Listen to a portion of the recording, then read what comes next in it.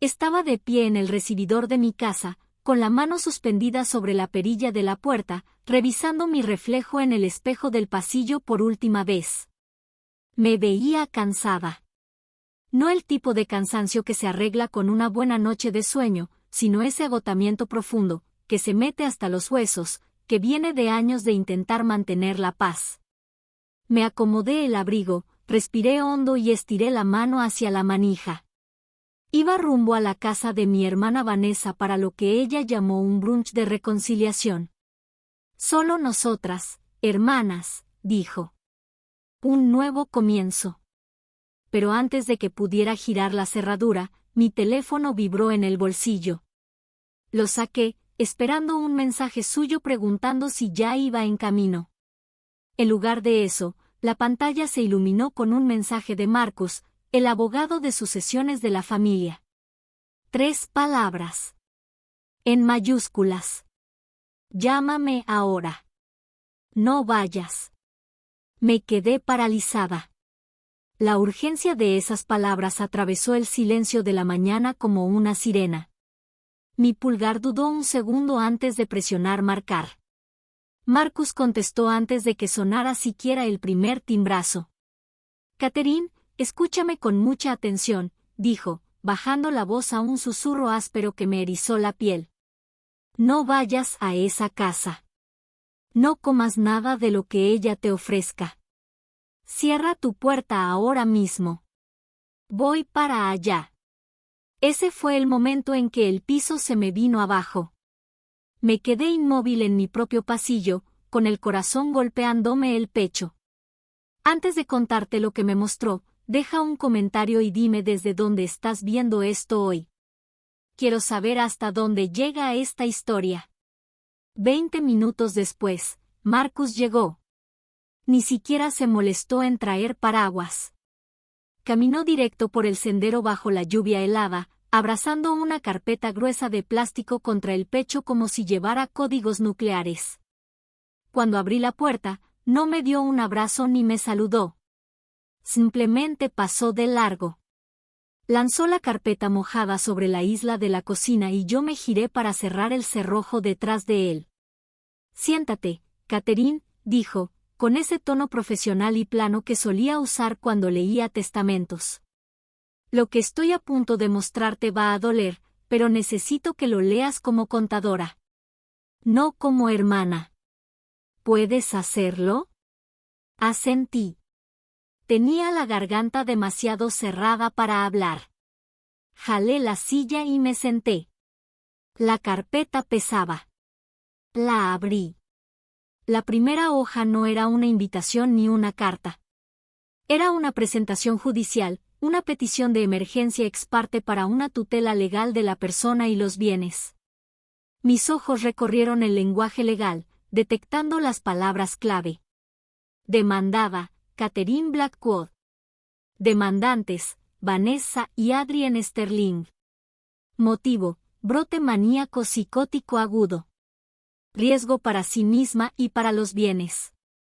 Suspensión inmediata de derechos requerida. Sentí una risa subir desde el pecho. Corta. Histérica. Pero la tragué. ¿Están diciendo que estoy loca? Pregunté, con una calma mortal. No solo loca, corrigió Marcus, señalando la segunda pestaña. Incapacitada. Mira las pruebas. Pasé la página. Era una foto mía de hace 2 meses. Me veía despeinada, con los ojos abiertos de par en par, el vestido manchado con algo que parecía sangre en la parte frontal. El pie de foto decía: la demandada exhibe comportamiento violento y errático durante el funeral de sus padres. Me quedé mirando la imagen y, de pronto, el recuerdo se aclaró como un balance finalmente cuadrado. El funeral. Yo llevaba el vestido blanco de seda vintage de mi madre. Estaba junto a la tumba, tratando de mantener la compostura. Entonces Vanessa tropezó, o eso fingió. Se lanzó hacia adelante, supuestamente resbalando en el pasto, y vació una copa entera de Cabernet Sauvignon sobre mi pecho. Recordé el choque frío del vino empapando la seda. Recordé a Vanessa gritando. No pidiendo disculpas, sino aterrorizada. Dios mío, Catherine. Estás perdiendo el control. Ni siquiera puedes sostener una copa. ¿Por qué estás temblando? Alguien ayúdela. Yo no estaba temblando. No tenía ninguna copa en la mano. Ella me la había arrojado. Pero en ese momento, con todos volteando a verme, con la mancha roja extendiéndose como una herida de bala sobre mi pecho, yo parecía fuera de mí. No había sido torpeza. Había montado una escena. Ella planeó esto, susurré. El vino, los gritos. Estaba armando un expediente. Seguí pasando las hojas. Declaraciones juradas de amigos preocupados que nunca había conocido. Un registro de citas perdidas que Adrien seguramente había borrado de mi calendario en la nube. Era una obra maestra de ficción. No solo querían controlarme. Querían borrar quién era yo. ¿Por qué? Pregunté, mirando a Marcus. ¿Por qué llegar tan lejos? Yo pago sus tarjetas de crédito. Yo pago los impuestos de la mansión. ¿Por qué destruir a la gallina de los huevos de oro? Marcus no respondió. Solo deslizó una hoja sobre la encimera de granito. Era un avalúo de la propiedad de Blackwood Manor. $14.5 millones. El número estaba ahí, en negro y en negritas. Me quedé viéndolo. Yo llevaba años pagando $45,000 anuales en impuestos para mantener esa casa en la familia. Tratándola como un sitio histórico, una carga que aceptaba con orgullo. Vanessa no veía un hogar. Veía un boleto de lotería. Veía $14 millones atrapados en un fideicomiso al que no podía acceder, a menos que la fiduciaria, yo, fuera declarada incompetente. El frío que me recorrió entonces no fue miedo.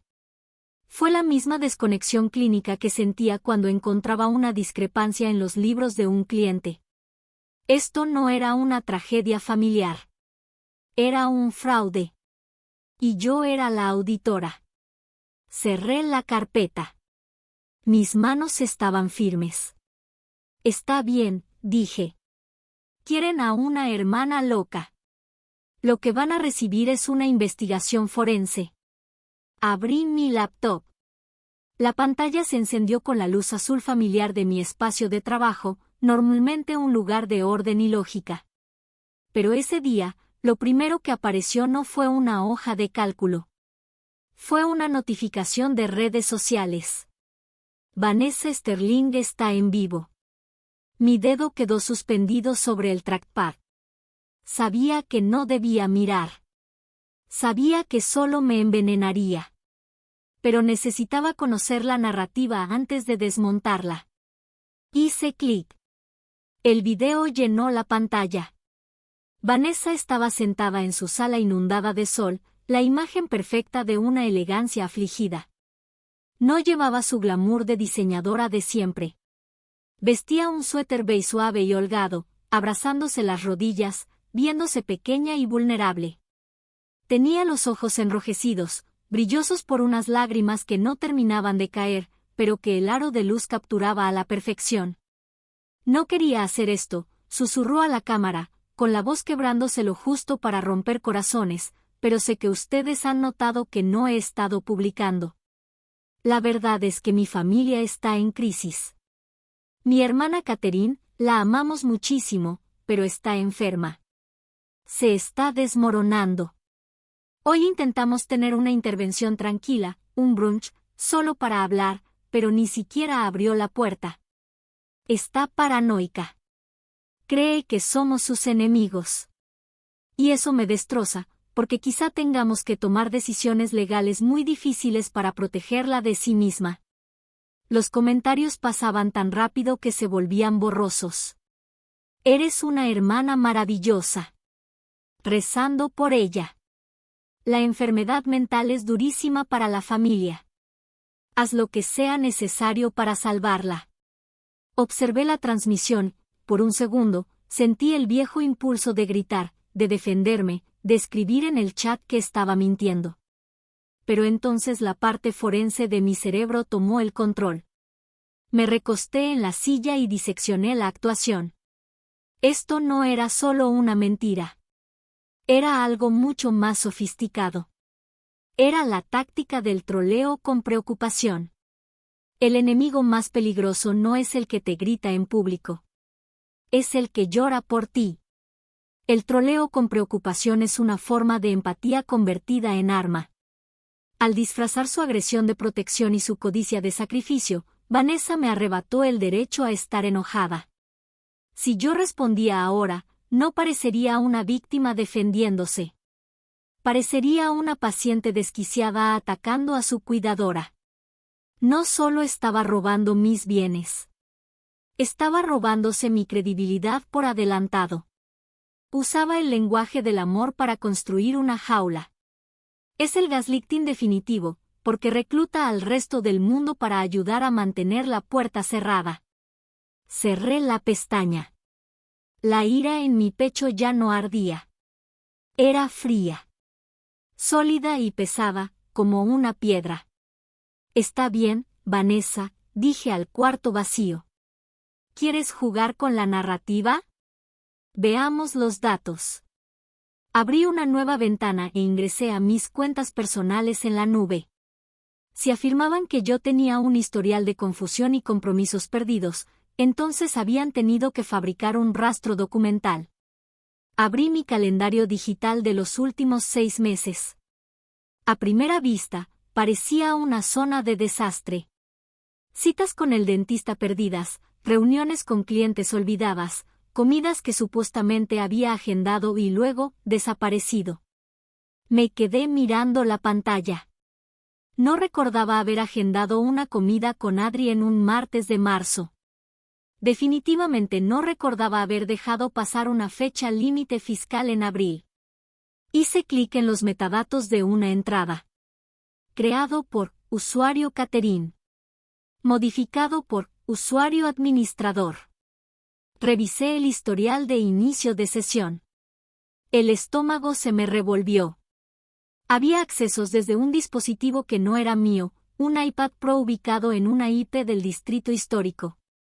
La casa de Vanessa. No era demencia. Era Adrien. Llevaba meses entrando a mi calendario sincronizado, borrando recordatorios en silencio, moviendo citas una hora para que yo llegara tarde, y plantando eventos a los que nunca había aceptado para que pareciera que los había olvidado. No solo me había visto tropezar. Había construido los obstáculos. Cada vez que me disculpé por llegar tarde. Cada vez que dudé de mi propia memoria. Él estaba ahí, sonriendo, diciéndome que solo estaba estresada y sobrecargada de trabajo. Había sido una lobotomía digital. Me habían estado hackeando la realidad, invitación de calendario por invitación de calendario. Tomé una captura de pantalla. Luego otra. Ya no estaba encontrando errores. Estaba armando un expediente. Querían probar que había perdido la razón. En cambio, acababan de darme el mapa para su propia destrucción. Al caer la noche, el cielo sobre la costa se volvió del color de un moretón recién hecho. La tormenta de la que llevábamos toda la semana escuchando advertencias finalmente tocó tierra. La lluvia azotaba mis ventanas con una violencia que hacía vibrar los cristales en sus marcos. Yo estaba sentada en la isla de la cocina, mirando las pruebas del gaslighting digital de Adrien, cuando un golpe frenético en la puerta principal atravesó el rugido del viento. No era el toque rítmico de un repartidor ni el golpe firme de un notificador judicial. Era desesperado. Irregular. Tomé el teléfono y revisé la cámara de seguridad. Una figura pequeña estaba acurrucada en mi porche, empapada y temblando, junto a una bicicleta tirada sin cuidado sobre el césped. Deslicé el cerrojo y abrí la puerta de golpe. Ahí estaba Sofía, con el agua escurriéndole del impermeable, el casco apretado entre las manos con los nudillos blancos. Parecía menos mi sobrina de 16 años y más una refugiada de una zona de guerra. Tenía los ojos muy abiertos, enrojecidos, moviéndolos de un lado a otro como si esperara que sus padres aparecieran de entre las sombras de la tormenta. Tía Catherine, susurró, castañeteándole los dientes. No saben que estoy aquí. Por favor, no les digas que estoy aquí. Entra, le dije, jalándola para sacarla de la lluvia. Todavía no hice preguntas. Le di una toalla y una taza de té caliente. Observé cómo le temblaban las manos al intentar levantar la taza. Durante años, Vanessa había mantenido a Sofía a distancia, usándola como accesorio para las fotos familiares, pero rara vez permitiendo que nos uniéramos de verdad. Ahora la miré bien, de verdad, y no vi a una adolescente. Vi a una rehén. Tuve que firmarlo, soltó de golpe, atropellando las palabras. Mamá me obligó. Ella lo escribió y me dijo que si no firmaba, me quitaría mi fondo para la universidad. Dijo que estabas enferma y que teníamos que ayudarte. Pero las palabras eran mentiras, tía Catherine. Me hicieron escribir que me gritaste, que aventaste cosas. Yo sé que no lo hiciste. Perdón. Hablaba del affidavit, la declaración que afirmaba que yo era peligrosa. Mi propia hermana había tomado el futuro de su hija como rehén para extorsionar una mentira. La rabia, caliente y cegadora, estalló en mi pecho, pero la contuve. Sofía no necesitaba mi enojo. Necesitaba un refugio. Sé que no lo hiciste con mala intención, Sofía, le dije con suavidad. Aquí estás a salvo. Traje algo, dijo entonces. Metió la mano en su mochila empapada y sacó una tablet.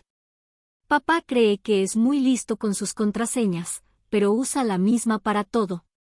Dejó esta grabación en la nube. Presionó reproducir. La voz de Adrien llenó mi cocina. Pequeña. Cruel. Tenemos que adelantar los tiempos. Esa vieja es más dura de lo que parece. Si el juez concede la orden de emergencia el martes, ¿qué tan rápido podemos liquidar la mansión? Luego la voz de Vanessa. Tranquila. Escalofriantemente práctica. Ya hablé con el desarrollador. Tiene el dinero listo. Una vez que esté en la institución, ni siquiera sabrá que ya no existe. Solo tenemos que asegurarnos de que Sofía mantenga la boca cerrada. Esa niña se está ablandando demasiado. Adrien soltó una risa que me erizó la piel. Si habla, diremos que está loca como su tía. Viene de familia. La grabación terminó. El silencio en la cocina pesaba más que la tormenta afuera. Miré a Sofía. Tenía la vista fija en su regazo, la vergüenza encendiéndole las mejillas. Y en ese instante, toda la geometría de la guerra cambió. Hasta ese momento, yo había estado luchando por salvar mis bienes, mi casa, mi reputación. Había estado luchando por sobrevivir. Pero al ver a esa niña aterrada, que había desafiado un huracán para traerme la verdad, entendí que estaba luchando por algo mucho más frágil. La inocencia. Es el momento en que te das cuenta de que el narcisista no solo te está dañando a ti. Está preparando a la siguiente generación para que sea víctima o cómplice. Vanessa no solo estaba robando una casa. Estaba robándole a Sofía su brújula moral. Le estaba enseñando que el amor es transaccional y que la verdad es lo que puedas pagar para que otros crean. Si yo perdía esta batalla, Sofía quedaría atrapada en esa casa con ellos. Viéndolos celebrar su victoria. Aprendiendo que la crueldad gana. No podía permitir que esa fuera su lección. Ya no era solo su tía. Era lo único que se interponía entre ella y una vida entera de convertirse en ellos. Extendí la mano y cubrí la suya con la mía. Mi voz era firme, despojada de todo miedo. Hiciste lo correcto, Sofía, le dije. Acabas de darme el arma que necesitaba para terminar con esto. Y te prometo que nunca más van a amenazarte. Tomé la tablet. No era solo evidencia. Era una declaración de guerra. Para la medianoche, Marcus había regresado a mi cocina, sacudiéndose la lluvia del abrigo. El ambiente había cambiado del miedo a la concentración fría y electrificada de una sala de guerra. Sofía dormía en el cuarto de invitados, agotada por su valentía. Mientras Marcus y yo analizábamos los datos de la tablet de Adrien, encontramos la prueba definitiva en una carpeta oculta llamada Proyecto Fénix. No era un plan. Era un hecho consumado. Vanessa y Adrien no solo habían hablado de vender Blackwood Manor. Ya habían cobrado el dinero. En la pantalla aparecía un contrato de preventa firmado con un desarrollador famoso por evadir leyes de zonificación, acompañado de un depósito por transferencia bancaria no reembolsable de $500,000. El contrato exigía la demolición en un plazo de 48 horas tras la transferencia del título, con penalizaciones triples si no se entregaba el acceso. Por eso tenían tanta prisa. Ya se habían gastado el dinero, probablemente para cubrir las deudas de Adrien, y ahora estaban atrapados. Marcus quería exponer el fraude en los tribunales, pero me negué. Un juicio tardaría meses. Yo no quería ganarle a Vanessa. Quería acabar con ella. Así que le di exactamente lo que quería. Enterrado entre los documentos de mis padres había un convenio federal de conservación firmado décadas atrás a cambio de beneficios fiscales. La mansión estaba protegida de forma permanente. Nada de demolición. Nada de subdivisiones.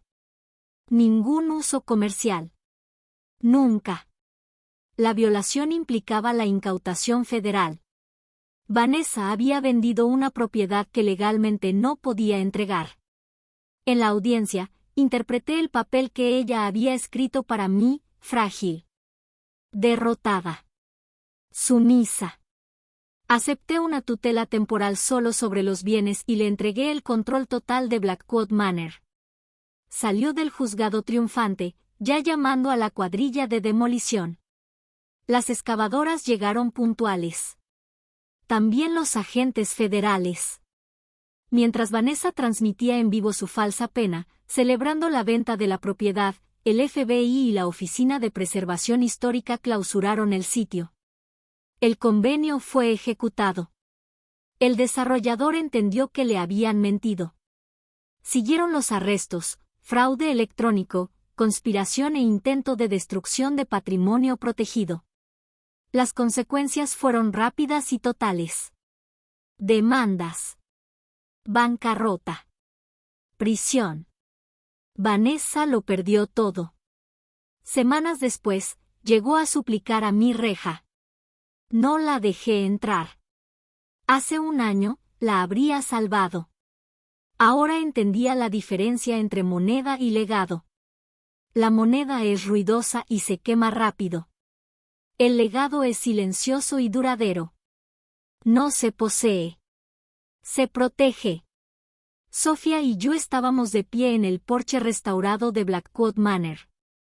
El peligro había pasado. El futuro estaba intacto. A veces, la forma más inteligente de ganar no es pelear. Es dejar que tu enemigo pise su propio terreno.